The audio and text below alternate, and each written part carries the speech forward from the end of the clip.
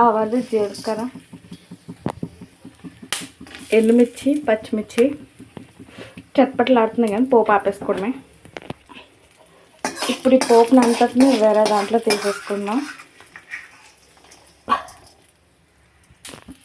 తీసి పెట్టుకున్నాం కదా, ఇందులో టమాటా ప్యూరీ వేసేస్తున్నాం.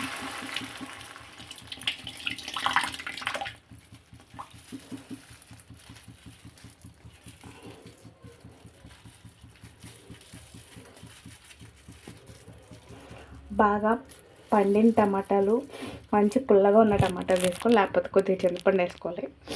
చింతపండు వాటర్ నేను వేయట్లేదు, టమాటో ప్యూరీ బాగా పుల్లటిది.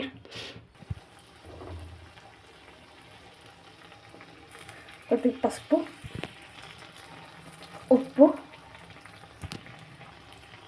కొద్దిగా కారం,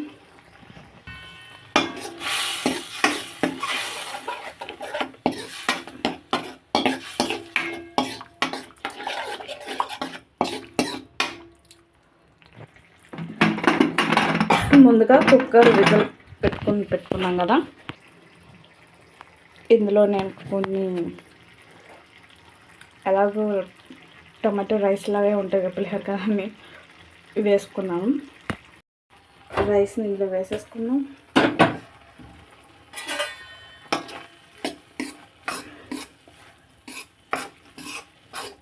ఇప్పుడు సాల్ట్ చూసుకొని సాల్ట్ కొద్దిగా వేసుకున్నాం.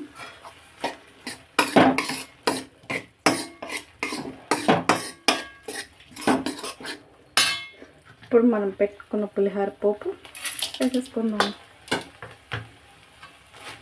అంతే, మన టమాటో పులిహోర రెడీ.